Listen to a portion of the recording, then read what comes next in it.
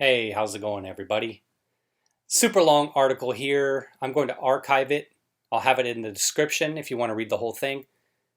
We'll just read some of it, though. Minneapolis cop Tou Thao told investigators he feared Jorge Floyd would have superhuman strength if he was on drugs, and admits his heart sank when he died on the sidewalk. And we have heard this before, and I'm not going to act like I know because I've never partaken in any illicit activity of that nature, but we have heard some type of drugs can give you that superhuman strength. I think PCP may be one of them. I could be wrong. Maybe Coke is another one. Again, I could be wrong. So check me on that if you have extensive knowledge. The court released former officer Tou Thao's interrogation tape Friday. He is seen speaking with investigators from the FBI and the Minnesota Bureau of Criminal Apprehension.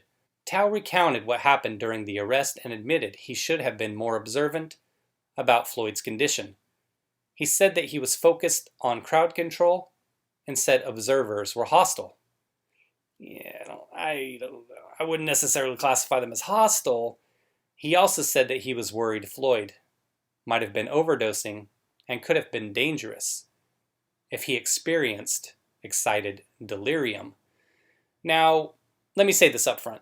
Based on everything we've seen so far with the body cam footage, and there'll be more information that comes out, testimony and whatnot, I think his case, even though he was just on crowd control and they were telling him, hey, the dude's dying, do something, that he is the individual that probably would have less of a concern, that he'd be the individual of the four that would have less of a concern about being convicted of something that's going to lock him up for an extended period of time. He may still get something, but of the four, he's probably the one I think would be the least concerned when I think about it. The other two officers that were on Floyd, they should be feeling a lot better than obviously Chauvin does right now. But I think Thao, he probably would get the lightest sentence, in my opinion, if he gets anything at all. Let me know what you think about that. Am I thinking about that right? Would he be the one, even though he could have acted, that he'd be the one that probably gets the lightest sentence, if anything? Footage of former Minneapolis police officer Tou Thao being interrogated reveals that he could have been more observant during Floyd's arrest. Thao was also heard stating that he was worried Floyd could have been experiencing superhuman strength as a result of overdosing on drugs at the time of the arrest. The interrogation video was released by the court on Friday and shows Thao speaking with investigators from the FBI and the Minnesota Bureau of Criminal Apprehension, as we had read above. You see Thao there, Thao here, you remember him. People were giving him a little guff about that right there. Thao is being charged with aiding and abetting second-degree murder and manslaughter in the Floyd case and is currently out on bond. He is one of four former Minneapolis police officers charged in the May 25th death of Floyd, who died while being arrested after a police officer, Chauvin. Okay, we know that part. 9 minutes. During the interview, Thao said that he was focused on controlling the increasingly hostile crowd that had gathered to watch as Floyd was arrested. This crowd doesn't look too hostile to me. Look at these individuals here. What is this? Lee. What is that? Is that a little kid? Why are her shoes so big? Look at this. What's up with his socks? This woman? I'm just saying all this stuff just to say, hey, like, these individuals don't look too hostile. I would like to think as one person that I could probably wipe out half of these people here without any problem. And I'm a little guy. So we've heard the video, though. We heard it. They were getting hostile because the dude was dying. I mean, come on now. Okay, here's something. When asked if he saw then-partner Chauvin's knee on Floyd's neck during the arrest, Thao responded at some point yes, but noted that he wasn't exactly sure where Chauvin had been applying pressure on Floyd's body because his attention was on the crowd. And you know what? That may be true. I'd have to go back and look at the video again, but as the video goes on, if you recall, we see him solely focused on the crowd. He's not looking over his shoulder to see what's going on, so to me, that's the defense right there. And it's part of what he said here. He didn't know where the knee was at. And I think his argument would just be, I didn't know what was going on. I didn't see what was going on, right? See no evil, speak no evil, hear no evil kind of thing. And he legitimately may have not known. So that's going to be something for the jury to decide for themselves based on testimony and everything like that. Again, I would think he has the best case, or an easier path to an acquittal, or a plea deal that really limits his jail time.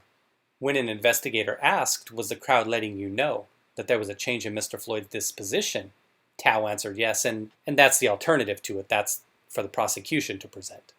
Tou said they were saying he wasn't moving. The investigator then asked if Tou had concerns about that, to which Tou said, I was concerned about the crowd. I would hope the other officers would do their job. Ooh, under the bus. Boom, boom, boom, boom, boom, boom, boom, boom, boom.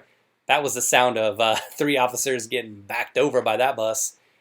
And he's going to do what he needs to do to beat the charges, I guess. Tou noted that it was not my job to check on Floyd during the arrest, despite the crowd having been telling him to look at Floyd and check on him. Tou also said his training led him to believe that Floyd could actually breathe at the time. Floyd was saying that he couldn't breathe, but then he was obviously yelling and talking, Tou said, later adding that his heart sank when he heard Floyd had died at the hospital. Well, he didn't die at the hospital. We know where he died. When an investigator asked, do you think you could have done something differently to intervene? Tou said, I'm under the belief that you can always do something differently on every single call. I guess I would have been more observant towards Floyd. And that's true, and that's always kind of the 20/20, right?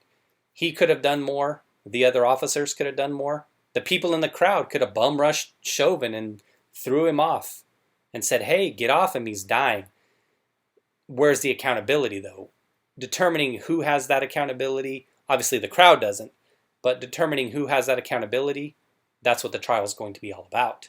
During the interrogation, Tou told investigators that he and Chauvin had been waved off from the Floyd scene when they were about halfway to the location, but they had opted to go to the scene anyway to offer backup for the 2 rookie officers, J. Alexander Kung and Thomas Lane. So for Kung and Lane, that's going to be something, in my opinion, that they talk about in terms of their defense. Rookie officers, training, someone from above, and it was the other guy. Chauvin was the guy. So that's their defense, in my opinion. It's just how we were trained. Some other guy was on his neck, and the drugs, right? They're going to talk about the drugs and the fear, the same thing Tou is going to talk about. Now, the prosecution, obviously they're going to frame it a different way.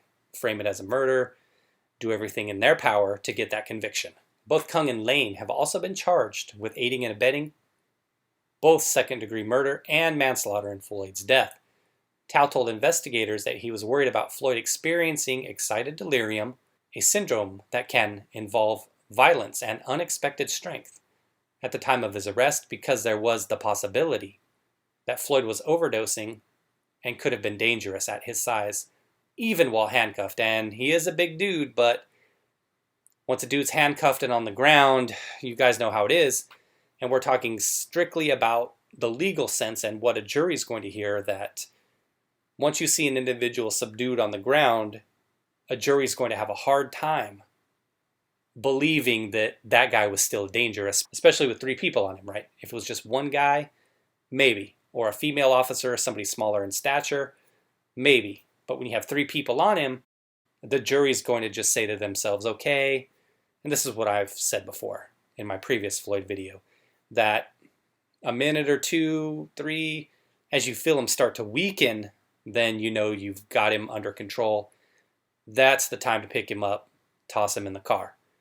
Again, that's hindsight, though. I wasn't at the scene. I have no training, so I'm not going to act like I know how they were trained. Floyd has been described as being 6 foot 6 inches tall and weighing over 200 pounds, and he looks to be well over 200 pounds from what I saw. He's a big dude. My guess is he's probably 240, 250, but we'll cut it off there. I would just say the jury, again, is going to have a hard time getting over the visual, because you know in their opening statement, that's what the prosecution is going to do. They're going to play that video. I think they probably don't even need to talk. Now, obviously, they're going to want to edit the video and just play the 846 and not play the rest, but once you have that video out there, even if people haven't seen it, it's going to be difficult as heck to find a pool of 12 individuals and some alternates who haven't seen that video. But once they play that video, it's going to be a real uphill battle for the defense for any of these individuals. Like I said, Tou, I think he's got the better case of the bunch. And then Kung and Lane, and I would say whoever was the one further back, who was more towards Floyd's butt or his legs. We know Chauvin was in front. Whoever was in the middle and then going to the back, that person in the back would seem to have a better case to me than the person in the middle.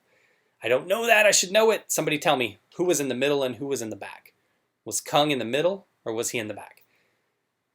All right, everybody. Tou, what do you think? Interrogation.